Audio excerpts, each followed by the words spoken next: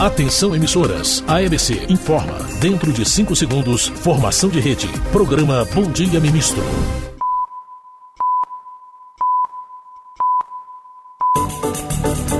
Bom Dia Ministro.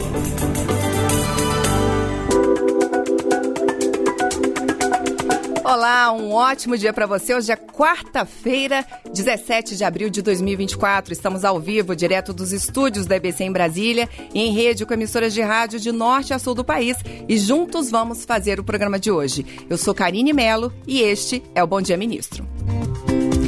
Essa é uma produção da Secretaria de Comunicação Social da Presidência da República, em parceria com a empresa Brasil de Comunicação.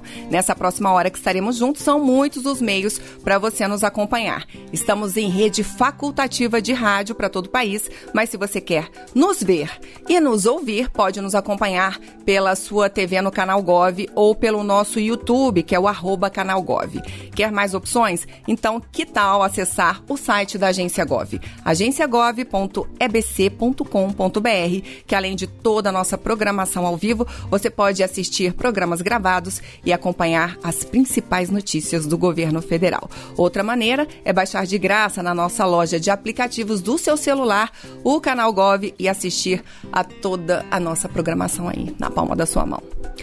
E hoje aqui no Bom Dia Ministro nós recebemos o ministro do Desenvolvimento Agrário e Agricultura Familiar, Paulo Teixeira. O ministro é de Águas da Prata, no interior de São Paulo, mas chegou à capital paulista na década de 1970. Cursou Direito na Universidade de São Paulo e é mestre em Direito Constitucional pela mesma instituição. Sua afiliação ao Partido dos Trabalhadores veio em 1980. Foi eleito deputado estadual por São Paulo em 1994 e reeleito no pleito seguinte. Durante o mandato de Marta Suplicy, de 2001 a 2004, à frente da Prefeitura de São Paulo, foi nomeado secretário de Habitação e Desenvolvimento Urbano. Naquele ano foi eleito vereador do município de São Paulo. Eleito para o 5º mandato na Câmara Federal, está licenciado das funções parlamentares para comandar a pasta do Desenvolvimento Agrário e Agricultura Familiar. Obrigado por estar aqui de novo com a gente, ministro. Bom dia. Eu que te agradeço, Karine Melo. Bom dia a todo o Brasil e todos que participarão dessa entrevista coletiva aqui. Maravilha, ministro. Então vamos começar falando do Terra da Gente, programa que foi lançado essa semana. O senhor estava lá com o presidente Lula. E aí, terras para reforma agrária, quilombolas. Queria que o senhor explicasse para a gente o que é esse programa. Karine, é uma estratégia de arrecadação de terras para destinar para assentamentos no Brasil, para que essas famílias possam cultivar a terra, produzir alimentos de qualidade, desenvolver as suas famílias, botar os filhos para estudarem e fornecer nesse país comida para um país que tem gente ainda que passa fome e um país também que tem inflação de alimentos. Então esse é o objetivo do Terra da Gente anunciado pelo presidente Lula nesta última segunda-feira. Quando a gente fala em prateleira de terras, né, que é o que foi dito no lançamento do programa, o que quer dizer, ministro? Que prateleira de terras é essa? De onde vão sair essas terras que serão destinadas aí a esses assentamentos, à reforma agrária? Karine, esse nome prateleira de terras, quem deu e quem batizou foi o próprio presidente Lula. Ele, sabedor dos conflitos agrários no Brasil, ele falou, olha, eu quero que o INCRA e que o ministro do Desenvolvimento Agrário e Agricultura Familiar me faça uma prateleira de terras. E foi um nome muito interessante, porque uma prateleira tem várias estantes, né? E aí nós desenvolvemos várias estantes e houve muita criatividade. Porque no período anterior, como é que você fazia assentamento de famílias? Você fazia pela lei, pela improdutividade da terra, você desapropriava a terra para destinar para fins de reforma agrária, né? Mas é um processo muito demorado e você sempre vai destinar terras improdutivas. É como se você desse àquelas famílias um carro velho, digamos assim. O que nós inovamos, e aí eu quero parabenizar o presidente do INCRA, César Aldrigue, toda a equipe do INCRA e do MDA que participou, porque houve muita criatividade e nós estamos entregando instrumentos que o Brasil não os conhecia nessa proporção, né? Quais são esses instrumentos? O primeiro deles, os bancos públicos, principalmente o Banco do Brasil, ele já tem muito patrimônio de terras e que ele não destina a nenhuma finalidade. Esse patrimônio está, digamos assim, paralisado dentro do Banco do Brasil. E agora o que está sendo proposto, num acordo com o ministro da Fazenda, Fernando Haddad, é um encontro de contas entre o Banco do Brasil e o governo federal para que o Banco do Brasil transfira esse patrimônio para o governo federal e o governo federal transfira esse patrimônio para fins de reforma agrária e desconte nos dividendos que o banco tem que pagar ao governo federal. Aí já tem outra novidade. Essas terras, muitas delas são terras bem localizadas e produtivas, não são improdutivas. Então esse foi uma grande criatividade desse processo que permitiu essa negociação.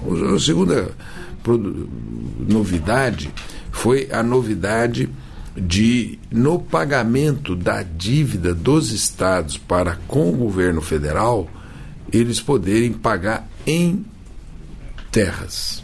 Isso é, não só em terras, mas entregar terras, nós vamos selecionar para ver se são terras adequadas e também destiná-las à reforma agrária. Isso permitirá que nós possamos ter terras em estados onde a terra é muito cara. Por exemplo? Minas Gerais, São Paulo, Rio Grande do Sul, Paraná, também aí, né? E uma terceira alternativa é aqueles grandes devedores da União poderão dar terra em pagamento de dívidas. Eu já fui procurado por um grande devedor da União para que ele entregasse terras no pagamento de dívidas no Paraná, por exemplo, que é o estado onde a terra é muito cara, né? Além disso, o governo viabilizou nesse ano já 530 milhões para a compra de terras para a reforma agrária e para a demarcação de áreas remanescentes de quilombos, né? E com isso foi um esforço grande, porque o orçamento só tinha 300. Então o governo conseguiu, a Casa Civil, o ministro Rui, a Miriam Belchior conseguiram viabilizar mais 200. Então são 530 para compra. Então você imagina, 530 milhões para compra de terras, mais esse acerto de conta com os bancos, mais a dação em pagamento de grandes devedores, mais terras entregues pelos estados, você inova e muito e acelera o processo de assentamento. Acelera quanto, ministro? Acelera no seguinte sentido, você não fica naquele rito anterior, que era aquele rito demorado de desapropriação judicial de terra improdutiva, que você tem que discutir na justiça se é produtivo ou não, e eles recorrem do primeiro, vai para o segundo, vai para o terceiro grau da justiça, né? E ao mesmo tempo nós temos que atender às urgências. Quais são as urgências? A primeira delas é o grande número de conflitos agrários registrados no INCRA brasileiro, né? Cerca de 700 conflitos agrários, o que não é pouco e o que não é fácil, porque tem muitas mortes nesses conflitos agrários. Graças ao bom Deus, a ação do governo federal, através da ouvidoria agrária, através da Câmara de Conciliação do INCRA, diminuíram as mortes no campo, segundo o relatório que o CPT vai anunciar essa semana, por uma ação muito contundente do MDA e do INCRA, né? E também nós temos muitas famílias acampadas, estão acampadas em beira de estrada, perto de fazendas, em linha de trem, famílias que os filhos nascem debaixo de lona, sem casa, sem banheiro, sem vida produtiva. Essas famílias terão agora um horizonte. E a gente quer, Karine, que esses assentamentos eles nasçam, a gente está chamando esse termo, usando esse termo, nasçam em berço de ouro. O que é nascer em berço de ouro? É que os assentamentos já nasçam com forte orientação econômica, agrícola, ambiental e também do seu desenvolvimento. Por isso nós estamos chamando os institutos federais, chamando as escolas de agronomia, para dar suporte a esses novos assentamentos, para que eles escolham como produzir corretamente, como respeitar o ambiente, como proteger a água e recuperar as nascentes de água, qual cultura que eles podem escolher, qual a melhor forma de organização, né, para que eles possam desenvolver e se tornarem agricultores, e inserirem pela via econômica e desenvolverem essas famílias. Eu vejo muitos lugares que foram assentamentos iniciados e hoje são grandes cooperativas.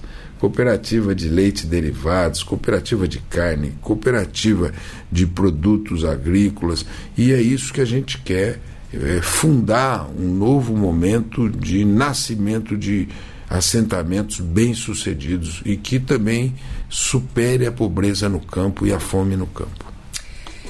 Este é o Bom Dia Ministro, que hoje recebe o ministro do Desenvolvimento Agrário e Agricultura Familiar, Paulo Teixeira. Temos muitos assuntos hoje com o ministro, mas vamos começar a viajar o país, ministro? Vamos lá. Então vamos embora. Vamos chamar aqui para a nossa conversa o Gabriel Brum, pela Rádio Nacional de Brasília, Amazônia, Altos Solimões. Bom dia para você, Gabriel. Bem-vindo. Bom dia, Karine. Bom dia, ministro. Bom dia a todos que nos acompanham.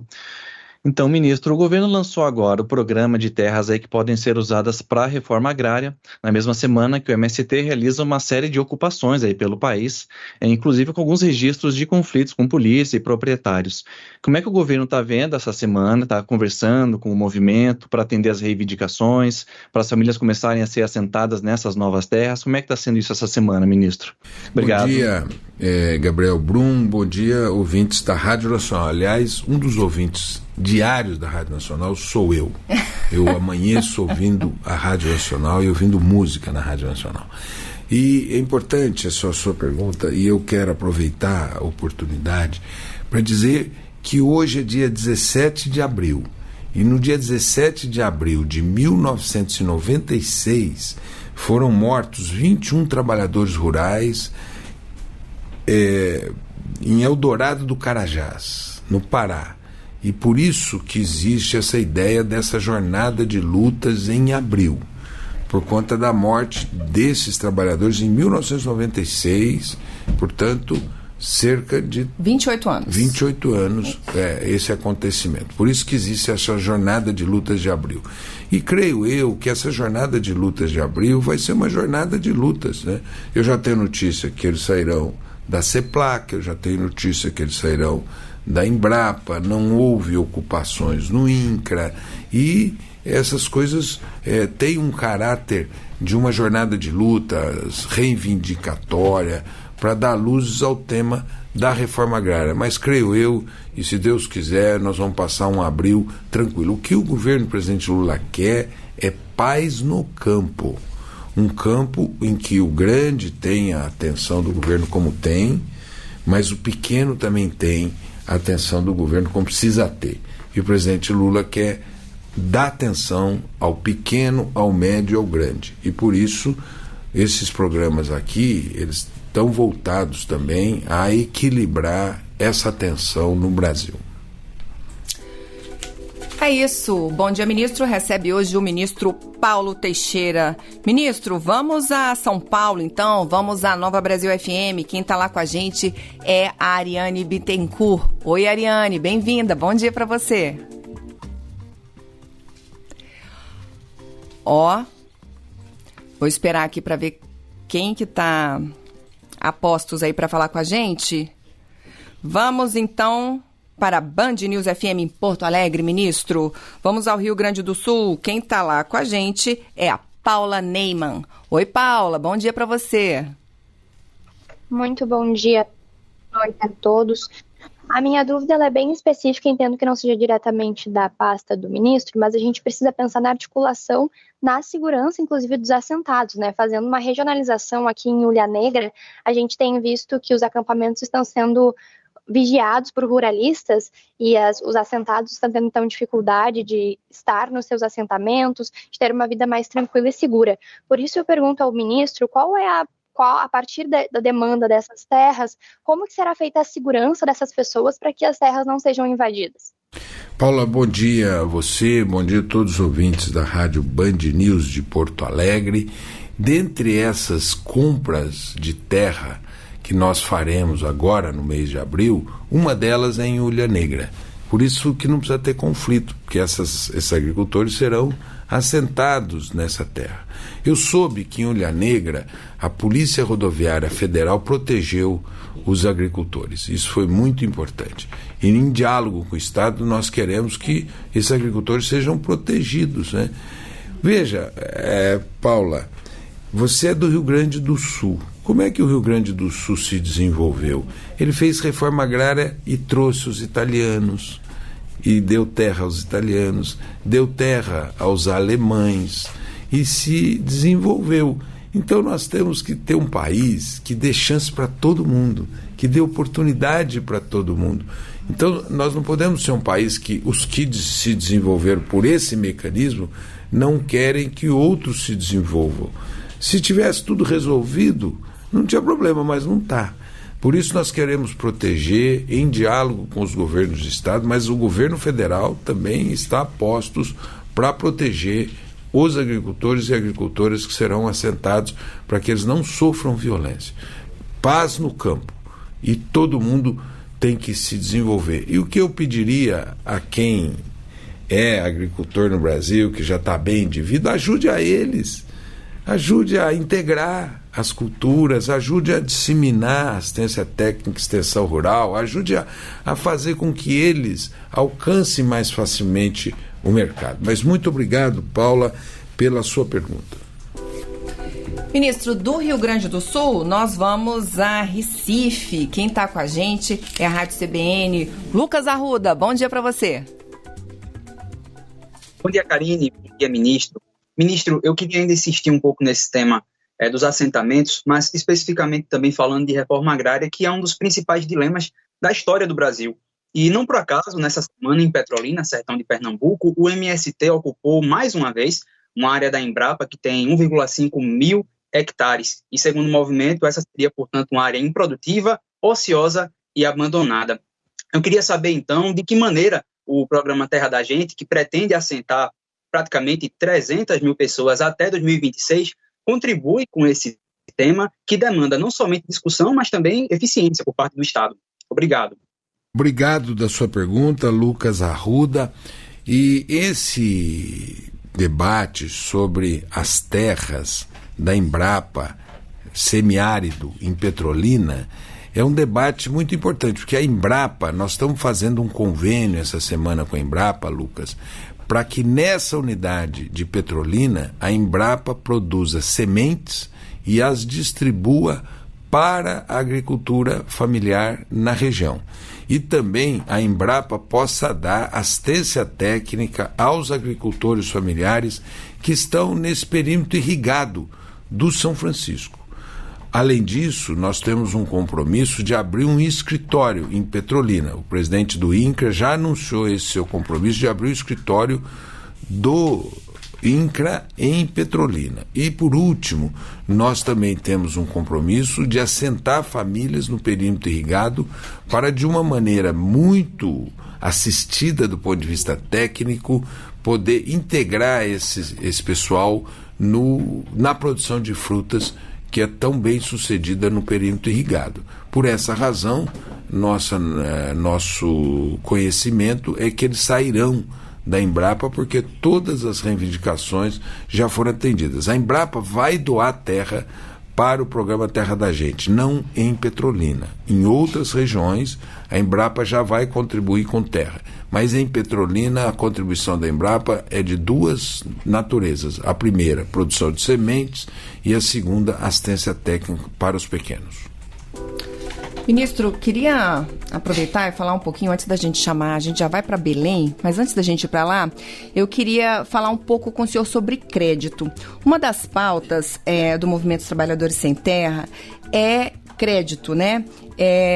Aproximadamente 4 milhões de agricultores familiares assentados estão sem crédito porque estão inadimplentes. Há alguma possibilidade de haver aí um desenrola-campo para esse público? Alguns também estão inadimplentes, não só por essas... não acessam crédito não só por situação de inadimplência, mas eles têm propriedades aí até 10 hectares que não se encaixam nos programas de crédito. Queria saber um pouco sobre isso. Como é que fica esse crédito, ministro? Bom, obrigado. Muito obrigado, Karine, pela sua pergunta. O grande esforço nosso é fazer com que o crédito chegue no menor. Chegue nesse agricultor, digamos assim, que sem muitas posses, e chegue nos quilombolas, e chegue nos indígenas, e chegue em todo o Brasil, também nas cooperativas, e que também esse agricultor, essa agricultora consigam se mecanizar e tecnificar. Portanto, nós já tivemos um sucesso nesse primeiro ano. Qual foi o sucesso? Por exemplo, o Nordeste, 67% de aumento do crédito, e primordialmente para o pequeno. O Norte, já vamos ter 1 bilhão e 200 milhões de reais de crédito, primordialmente para o pequeno. Centro-Oeste também, e agora nós estamos preparando para o Plano Safra da Agricultura Familiar. Esse programa desenrola para o campo e, ao mesmo tempo, um fundo de aval para o pequeno pegar o crédito dele, porque muitas vezes o problema do pequeno é não ter aval, não ter quem avalize, não ter garantias para chegar no banco. Então nós vamos construindo um fundo de aval para o pequeno, para as cooperativas pequenas e para a mecanização no campo. Então vai vir o desenrola do campo aí. Virá. Maravilha. Ministro, então vamos a Belém? Vamos agora, me ajuda aí, Malu. Vamos a Belém do Pará. Rádio Liberal. Vamos à Rádio Liberal com Rodolfo Souza. Oi, Rodolfo, bom dia. Bom dia, Karine. Bom dia para o ministro, colegas e quem nos acompanha. O ministro, ele no começo da entrevista dele, ele citou, a questão que aconteceu há 28 anos no sul aqui do estado, em Eldorado dos Carajás.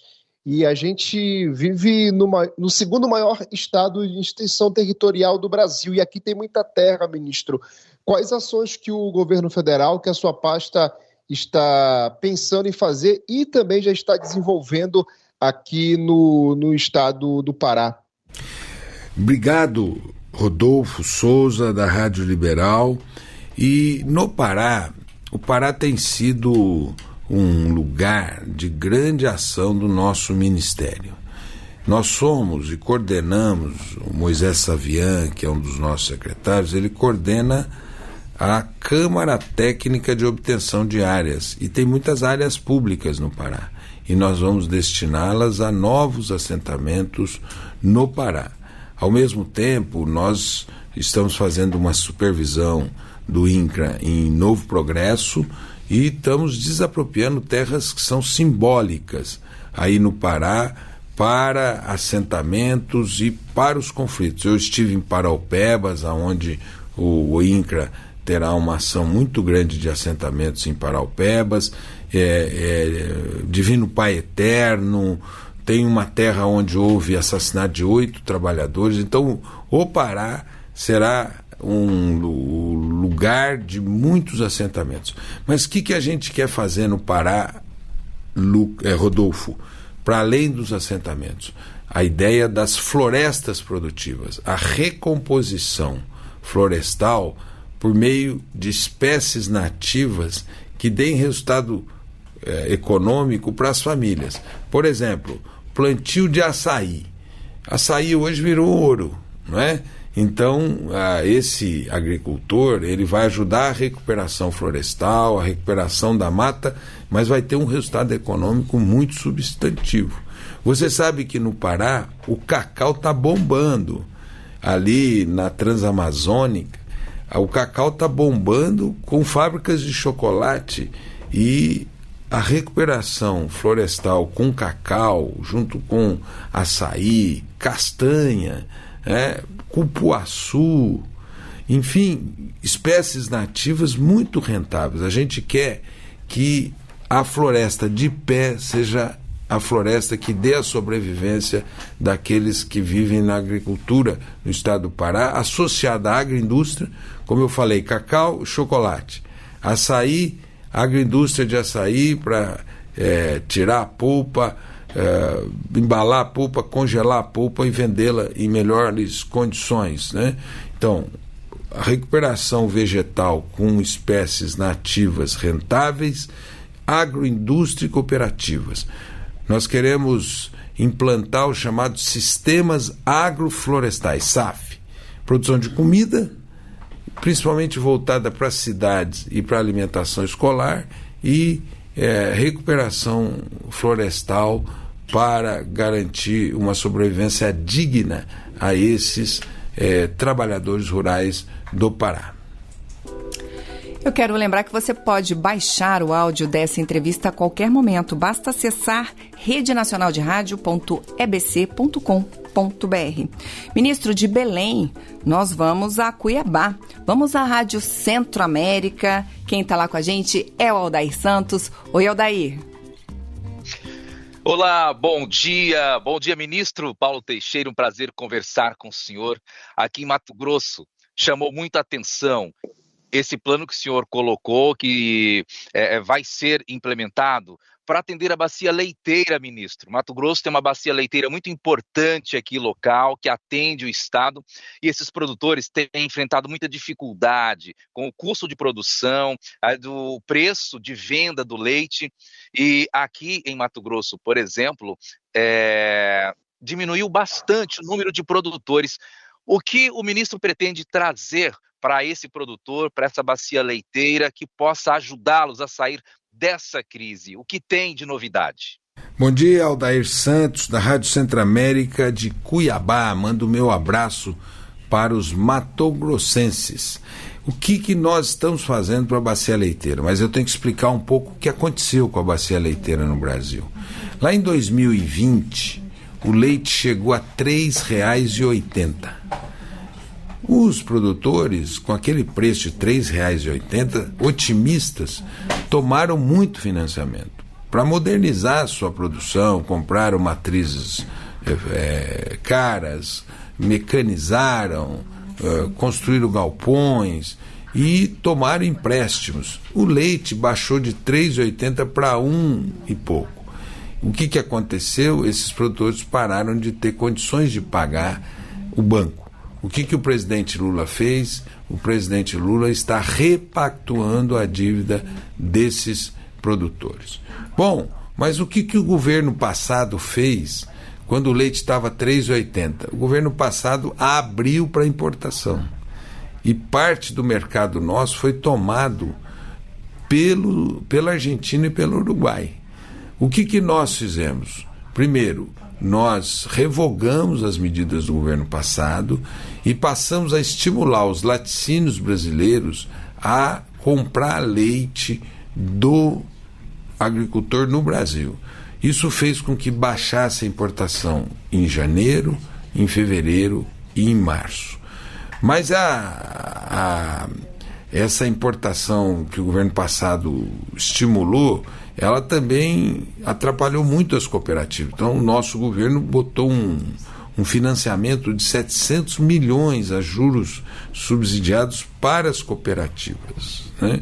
E agora eu sei que a CNA está perto de protocolar uma petição anti-dumping, mostrando que há dumping nessas importações, e certamente nesse sentido isso vai fazer com que diminua ainda mais a importação. E o governo está para lançar um programa de fortalecimento da competitividade da bacia leiteira brasileira. Por exemplo, embriões, né? Hoje a pessoa tem uma vaca que dá 4, 5 litros de leite. Com um programa de melhoramento genético com embriões, você pode ter uma vaca que dê 20 litros de leite. Nós estamos muito, digamos assim, voltados à ideia do gir leiteiro, né? Girolando, né? Que é um gado resistente e que produz leite. E fazer um programa de melhoria genética por embriões, que é mais rápido, do gir leiteiro. Nesse sentido, também a questão da alimentação animal, do manejo, da agroindustrialização, junto com essas outras medidas que eu apontei a você. O leite é importante.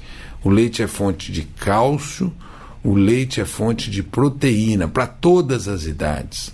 Para todas as idades. Tem muito adolescente no Brasil que deixou de tomar leite para tomar refrigerante. Isso vai dar muito problema de saúde, de obesidade e vai prejudicar o crescimento. Nós temos que chamar os nossos adolescentes e estimulá-los a tomar leite, né?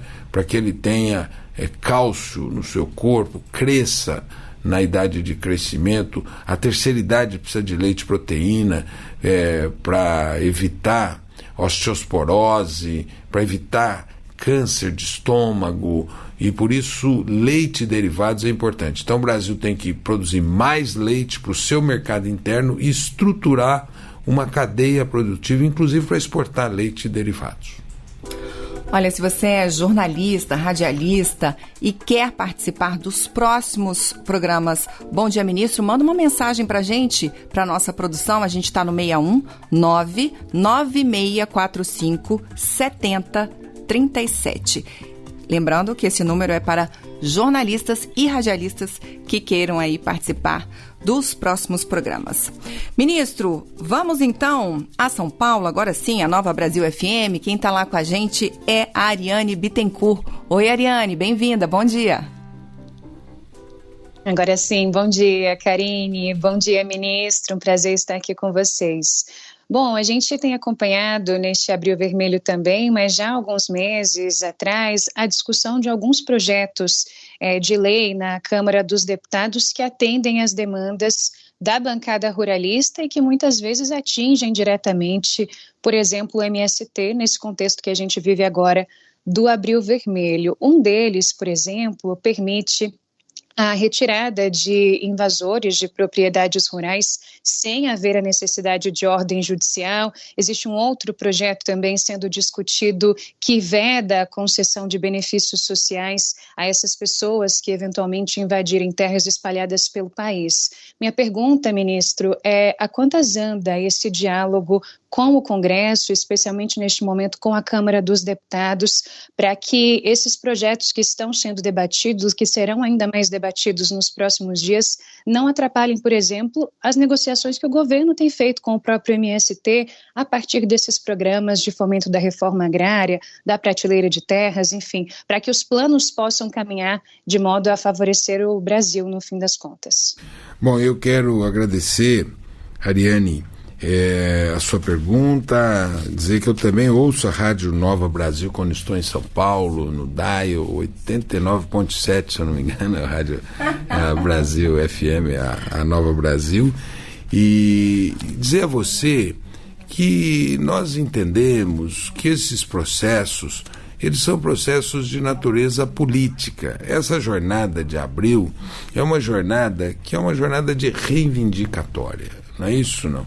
Veja, esse projeto que você mencionou, ele me parece inconstitucional, né? Como eu, que não sou proprietário de uma terra, vou tirar alguém que esteja na terra sem ordem judicial para provar que eu sou proprietário da terra? E se eu for grileiro da terra, se eu estiver fazendo uma grilagem da terra, né? Então não é por esse caminho que a gente vai apaziguar o Brasil. E nós estamos num momento em que a gente quer equilíbrio no tratamento das reivindicações sociais. Tá aí, ministro Paulo Teixeira, que é mestre em Direito Constitucional. Ministro, vamos voltar com Gabriel Brum, na Rádio Nacional? Vamos para mais uma rodada de pergunta, Gabriel? Ministro, o programa Terra da Gente, eu quero saber se o governo já tem um cronograma de quando as primeiras famílias vão ser assentadas por meio desse programa, né? Onde que começa, qual o estado que devem ser os primeiros assentamentos, como é que está essa previsão? Obrigado, Gabriel. O governo, através do INCRA, o seu presidente César Aldrigues, a sua diretora Rose Rodrigues, o João Pedro, o Gustavo, a Débora, o Leonardo, eles vão começar agora, abril, 20 áreas já serão compradas. Aonde? Eu vou falar de memória, eu sei que serão compradas áreas no Pará, no Maranhão, no Pernambuco, na Bahia, no Espírito Santo, em Minas Gerais, no Rio Grande do Sul. Essa área de Ulha Negra será o primeiro assentamento criado depois de 8 anos no Rio Grande do Sul.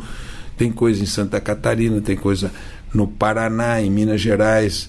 Assim, Goiás, são as áreas que eu de cabeça lembro, serão compradas no mês de abril. Portanto, o presente mês. Estava esperando o lançamento e serão compradas imediatamente.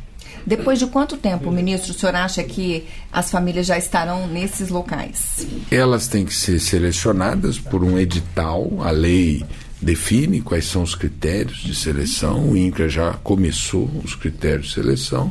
E assim eu creio que seja em breve, nesse primeiro semestre, acabando o edital, acabando a seleção, comprada a área, assenta as famílias. Tem um programa de desenvolvimento. Eu sou muito criterioso no sentido de pedir ao INCRA: faça um programa de desenvolvimento consistente, porque essas famílias vão viver a vida inteira lá. E se o programa for consistente, vai ser um lugar legal para morar.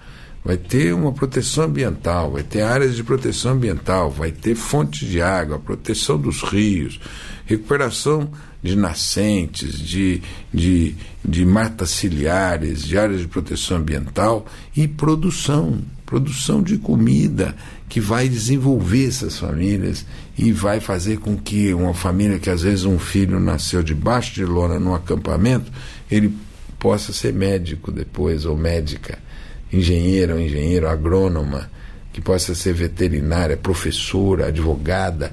Isso nós temos que pensar no desenvolvimento social no Brasil, para que essas famílias possam ter horizontes e um futuro brilhante pela frente. Ministro, queria falar também um pouquinho sobre o Plano Safra. Estamos aí ainda em vigor com o Plano Safra 23-24, né, onde houve um aporte bem maior de recursos que o anterior, inclusive aí para financiamento da agricultura familiar. Queria que o senhor falasse um pouco sobre essa execução do Plano Safra que está em vigor. O senhor já adiantou um pouquinho aí, em junho vem aí o novo Plano Safra, o 24-25, o senhor já trouxe aí uma novidade que será o Desenrola do Campo. Queria saber como é que está a execução do atual e se dá para adiantar mais alguma coisa do próximo. O que está para vir? Olha, o atual, recorde, muito bom. Quero agradecer todo mundo que desenhou o Plano Safra na sua execução, e certamente tudo que você faz precisa de aperfeiçoamentos, e eu vou falar daqui para frente, né? Mas o Plano Safra, ele já mostrou que nesse período foi o maior número de contratos executados na história do Plano Safra, né? E também ele nacionalizar. Nós não queremos tirar dinheiro de nenhum estado, mas nós queremos que todos os estados acessem o Plano Safra. Então a gente cresceu no Nordeste 77%, crescemos no Norte 10% e vamos crescer mais, crescemos no Sudeste, crescemos no Centro-Oeste. Então estamos nacionalizando o Plano Safra. Segundo mecanismo que a gente está fazendo é que o pequeno também pegue. Conseguimos. Quando se aumenta 67% no Nordeste, é o pequeno que acessou mais. Queremos promover a mecanização. Aumentamos em 16% os contratos de mecanização, compra de trator, implemento agrícola, compras de automóveis, compra de inúmeros instrumentos que poderão mecanizar o campo. E a gente quer criar uma nova fase de mecanização, por exemplo, que essa juventude volte para o campo e mexa com drone, e mexa com irrigação automatizada, mexa com máquinas inteligentes. É assim que essa juventude quer. A juventude não quer pegar mais a enxada, ela quer mexer com essas novas tecnologias. Criamos um conselho do Mais Alimentos, que é esse programa de mecanização e tecnificação. Assim, tem problemas. Por exemplo, a maneira de selecionar as instituições financeiras, a gente percebeu que gera problemas, porque sobrou dinheiro na mão de algumas instituições financeiras e faltou em outras. Não pode ser assim. Não, né? Eu não posso ter dinheiro diante de necessidade sobrando. Por isso, nós temos que corrigir e fortalecer os mecanismos para que o pequeno entre. Se é bom, tem que ser para todo mundo. A gente aqui no Plano Safra, a gente apoia o produtor de café, o produtor de leite, o produtor de soja, o produtor de milho. Muitos tomam dinheiro no Plano Safra porque é um dinheiro barato. O pequeno e o médio tomam lá. E que bom que eles tomam.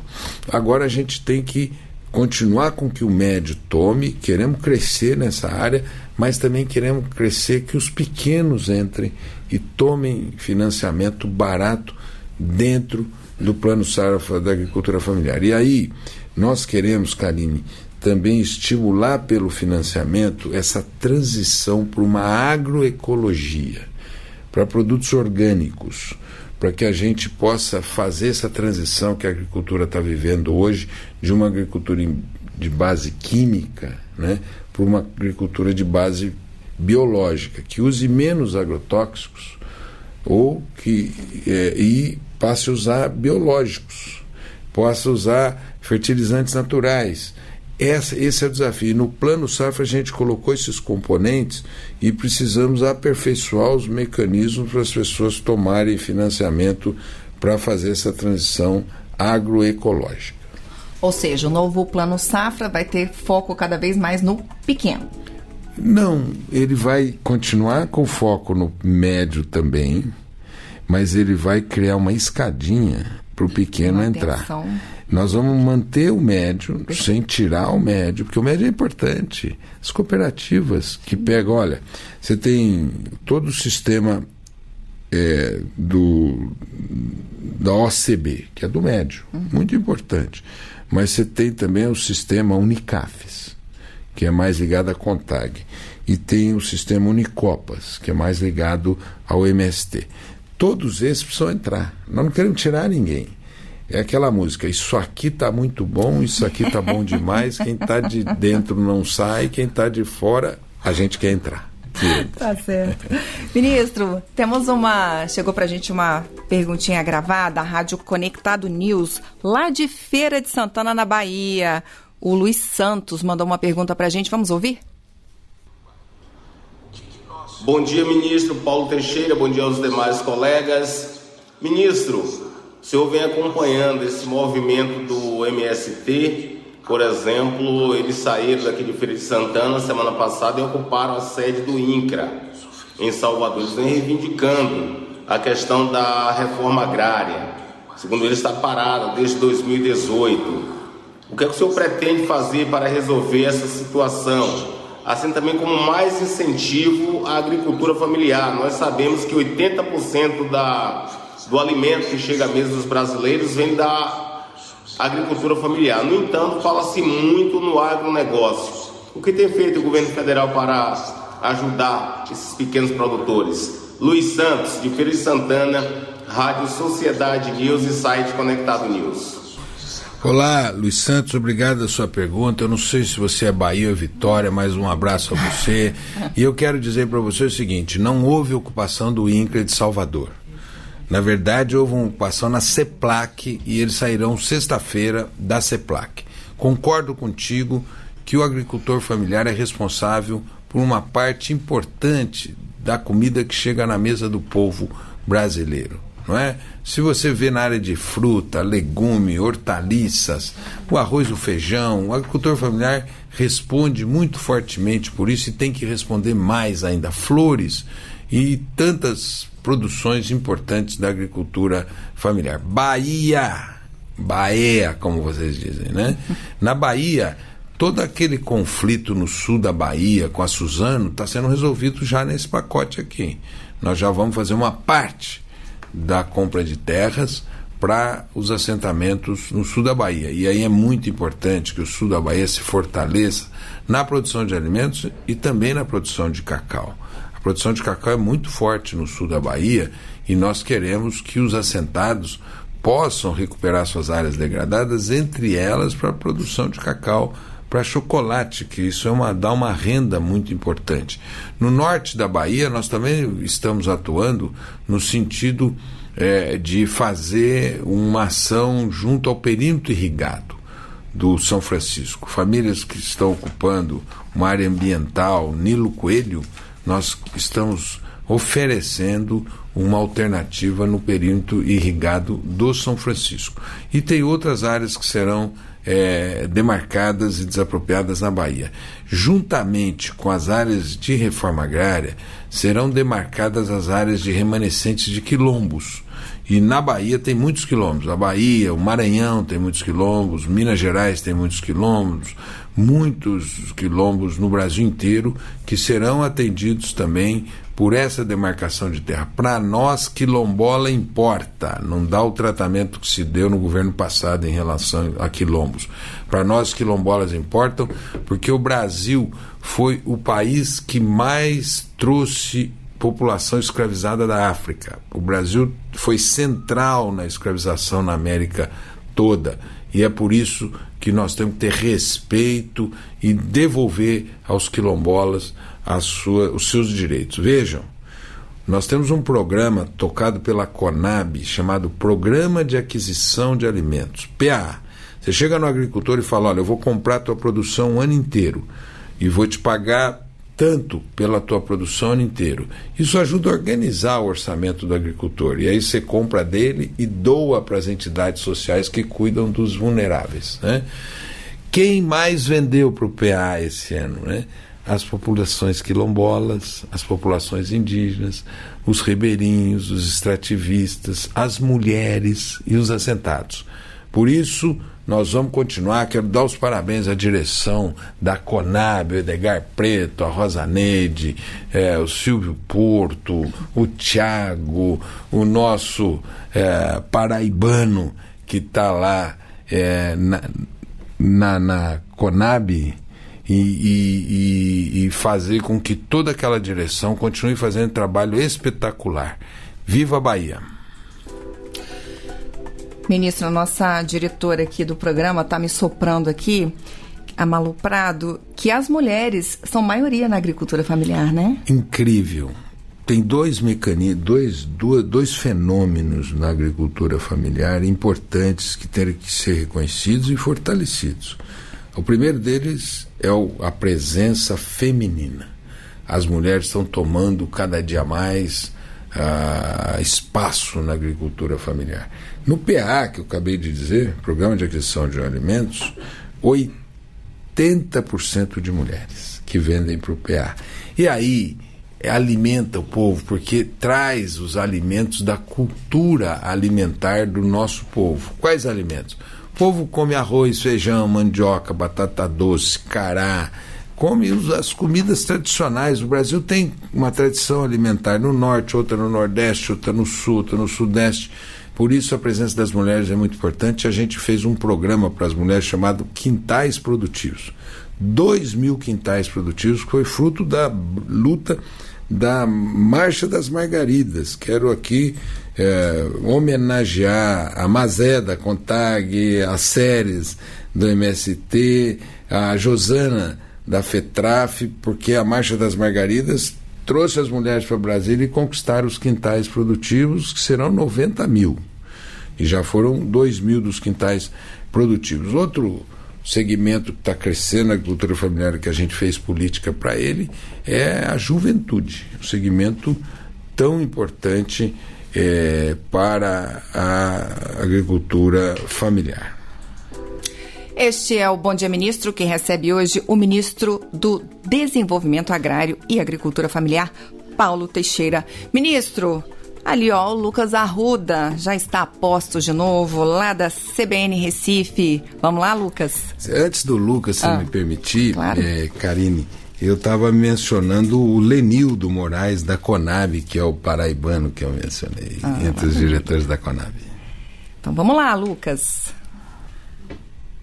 Vamos lá. Ministro, você tinha mencionado agora a importância da volta do jovem ao campo, né, para a produção da agricultura familiar. Eu queria saber do senhor como é que está o contato com as universidades, né, essa transferência de tecnologia, como tem sido a conversa da sua pasta com as universidades brasileiras. Lucas, obrigado da sua pergunta, porque você me permitiu anunciar um programa que o presidente Lula está retomando, que é o Pronera, que é para o jovem do campo estudar na universidade. Eu conheço muitos jovens do campo que se formaram pelo Pronera e hoje são doutores. e por isso é muito importante que você ofereça ao jovem do campo uma oportunidade de estudo de qualidade para que ele possa voltar para o campo, como agrônomo, como veterinário, como biólogo, como engenheiro, como administrador, advogado, professor, né?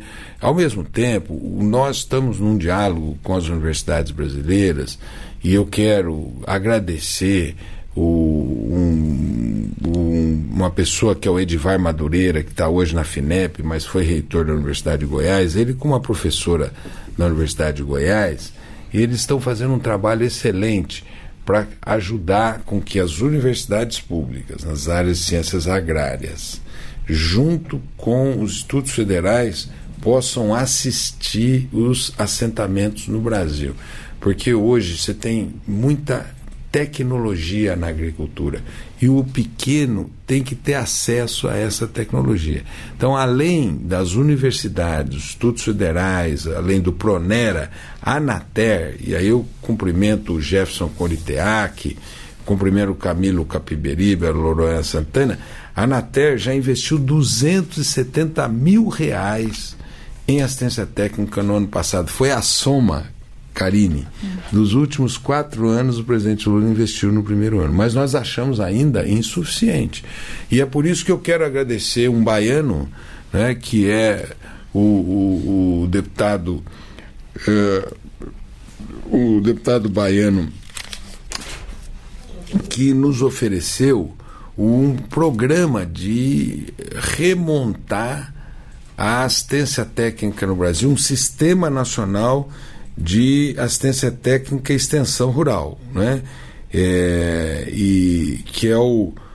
E assim a gente precisa ter no Brasil, como um SUS, um Sistema Nacional de Assistência Técnica e Extensão Rural. Então, 2 deputados, o deputado Joseildo Ramos e o deputado José Silva de Minas Gerais, nos ofereceram um projeto de lei para construir um Sistema Nacional de Assistência Técnica e Extensão Rural. Aliás, ontem foi o dia da Assistência Técnica e Extensão Rural no Brasil. Muito obrigado, deputado Joseildo Ramos, José Silva, porque nós vamos agora abrir o debate sobre a construção desse Sistema Nacional de Assistência Técnica e Extensão Rural. Ministro, já que a gente fez essa segunda rodada, dá tempo ainda para a gente ir lá para Belém de novo, para a Rádio Liberal. Rodolfo Souza. Ministro, novamente bom dia para você, Karine, para quem nos acompanha. Ministro, você falou das peculiaridades, né, regionais. Aqui em Belém a gente tem a questão dos ribeirinhos, né? Belém é uma cidade com quase 2 milhões de habitantes, mas ela é uma semi-ilha. E eles vêm com a produção de açaí, colocam para que a população, de um modo geral, consuma. A gente tem aqui no Nordeste do estado uma produção muito forte de pimenta do reino e de outros alimentos, né, para a população das principais áreas aqui do estado. Como é que esse produtor pequeno e médio pode ter o acesso dele facilitado junto das instituições financeiras que cobram muito, né, para que liberem um crédito? Bom, eu primeiro tenho uma visita marcada em Tomé Açu. Tomé Açu, um lugar de produção de SAFs, né, de sistemas agroflorestais. Eles têm açaí e produzem alimentos, e tem também pimenta do reino, né?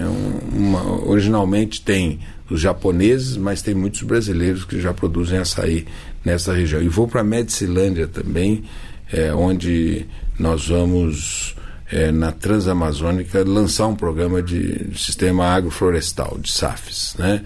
Nós queremos entregar na COP 30, em 2025, muitas áreas degradadas recuperadas com produção de alimentos, né?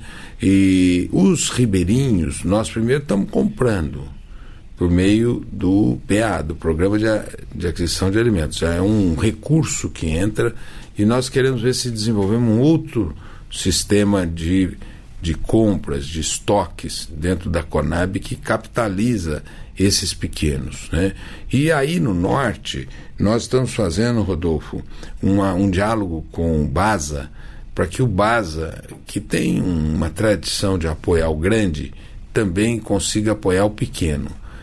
O BASA está fazendo um programa de uso da internet, de aplicativos, para que a pessoa acesse o crédito via aplicativos, e o BASA também está fazendo um programa de agentes de crédito, né? Eles estão fazendo um programa de agente de crédito, vão engajando sindicatos, agentes locais de crédito, por exemplo, do que o BNB faz, o Banco do Nordeste faz, o BASA também está fazendo. Então, esse ribeirinho que você está mencionando, nós estamos procurando ele via PA, Programa de Aquisição de Alimentos, via Programa Nacional de Alimentação Escolar, e o BASA está procurando ele para oferecer a ele empréstimo a juros baratos, 0,5% de juro, 0,5% de juro e 40% no pagamento da prestação de desconto. Então é o chamado Pronaf-B, Pronaf-B que a gente está oferecendo pelo BASA, né? Eu tenho conversado muito com o presidente do BASA, o Luiz Lessa, e ele está muito integrado nesse objetivo de oferecer crédito para o pequeno no Norte. É isso, já estamos quase na reta final, ministro. Eu queria que o senhor falasse... Você me permitir uma coisinha, não?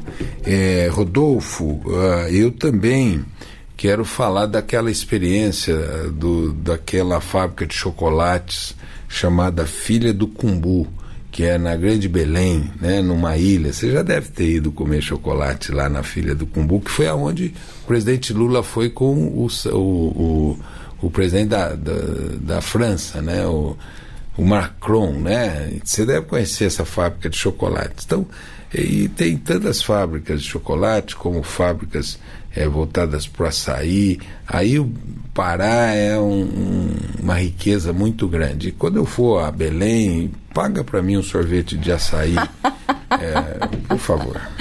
Pronto, ele está sinalizando ali que está combinado, né, Rodolfo? Um sorvetinho de açaí vai bem, né, para matar o calor do Pará, né, ministro? Isso. Ministro, reta final do programa, queria que o senhor fizesse as suas considerações finais, claro, mas queria que o senhor falasse também tiquinho sobre, já que a gente estava falando de Pronaf, sobre renegociação de dívidas do Pronaf, né, que o governo já tem aberto essa renegociação aí. Queria saber como está e queria que o senhor fizesse suas considerações finais. Tá. Sobre renegociação de dívidas, o governo do presidente Lula abriu primeiro um programa de renegociação das dívidas do Pronaf para o Nordeste, tendo em vista a seca do Nordeste que nós vivemos nos meses de outubro e novembro. Então, todos os agricultores poderão renegociar suas dívidas no Nordeste. Abriu também para os demais estados agora, começa essa semana, né? Principalmente voltada para a produção de leite, milho, soja e carne. No todo o Brasil, tendo em vista a crise do leite e a crise dessas outras culturas. Também abriu um programa, está no manual de crédito, para quem tem efeito da seca. Sobre o efeito das mudanças climáticas, da seca, o governo botou 10 bilhões de reais para ressarcir aquele agricultor que perde a sua produção. 10 bilhões de reais. E também a renegociação dos investimentos que ele fez via Pronaf. São essas as medidas que fez para o Rio Grande do Sul e para o sul do Brasil e para todos que sofreram com os efeitos da seca, que podem jogar aquela prestação para o final do contrato. E assim a gente espera que os bancos atendam o trabalhador como ele atende a pessoa mais bem-sucedida no Brasil, ou como ele pode atender a pessoa mais poderosa do Brasil. Ele atenda a trabalhador e o trabalhador rural. Quando ele entrar na agência, vão botar tapete vermelho para esse agricultor, atender, dar café quente, acariciá-lo e ajudar a abrir horizontes para esse agricultor, tanto os bancos quanto as cooperativas que operam recurso do Pronaf. E nós queremos então nós vamos agora nos debruçar sobre alguns assuntos. Evidentemente o INCRA vai tocar os assentamentos e viabilizá-los, mas a gente agora quer se debruçar sobre o Plano Safra, que o presidente Lula vai lançá-lo no mês de junho. Nós queremos nos debruçar sobre assistência técnica, extensão rural, esse projeto de lei que nós vamos discutir com a sociedade para mandar para o Congresso Nacional, para que tenha mais recursos para prover assistência técnica e extensão rural. Vamos nos debruçar sobre esse programa da produtividade do leite, da mecanização da agricultura familiar. Por isso, muito trabalho. Muito obrigado. Com certeza. Eu que agradeço de novo eu que quero, Karine, agradecer a você, a toda a sua equipe, agradecer a Rádio Nacional, a Rádio Nova Brasil, a Rádio Centro-América, a Rádio Band News, a Rádio Conectada News, a Rádio Povo, a Rádio CBN de Recife, a Rádio Liberal de Belém, e agradecer a todos vocês que ajudaram a animar essa manhã com as perguntas, sempre perguntas muito consistentes, perguntas de questões que estão na cabeça do povo brasileiro. Obrigado a vocês, obrigado à nossa EBC por promover essa oportunidade grande, e pode me chamar, que o dia que você me chamar eu volto. Pronto, tá combinado então. Plano Safra, quando lançar o Plano Safra, já está convidado. Já estou convidado? Já então convidadíssimo. Tá bom. Vamos lançar e eu venho. Tá combinado, ministro. Então é isso, o ministro já agradeceu aí os colegas, reforço aí os agradecimentos. A gente se vê amanhã com o ministro Valdez Góes estará aqui com a gente. Valdez. Então a gente se vê amanhã a partir das 8 da manhã, novo encontro aqui.